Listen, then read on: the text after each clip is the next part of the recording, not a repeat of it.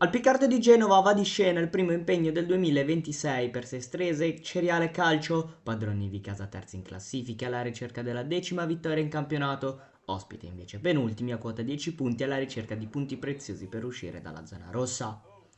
Prima opportunità del match, al secondo minuto di gioco sul destro al volo di Maresca, che però termina altissimo.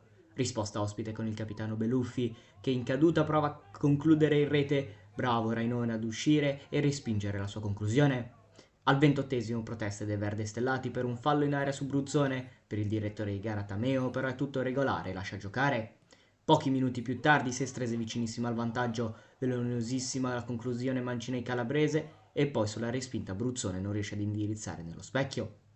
Intorno alla mezz'ora viene ammonito Agostini, mentre al 36esimo passano in vantaggio gli ospiti. Su un grande lancio in profondità Renda si trova di fronte al solo Rainone e con una grande conclusione in diagonale firma il vantaggio bianco-blu e il proprio nono centro stagionale per il giovanissimo attaccante classe 2004.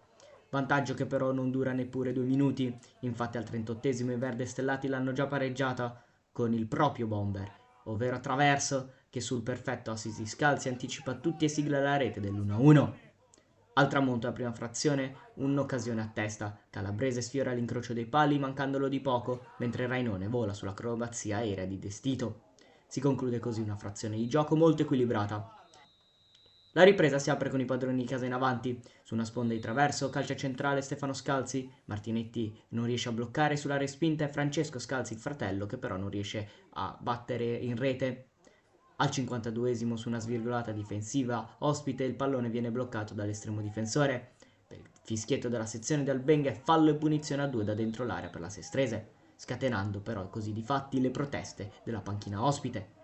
Si incarica della battuta della punizione il neoentrato Moretti, che però calcia lato. In ripartenza Destito calcia dal limite ma fuori, mentre al 70esimo viene ammonito Agostini per una leggera trattenuta, ricevendo così il cartellino rosso per somma di ammonizioni e lasciando i suoi in inferiorità numerica. Gli ultimi 20 minuti sono di grande intensità, ma nessuna delle due squadre riesce a risultare pericolosa in zona gol.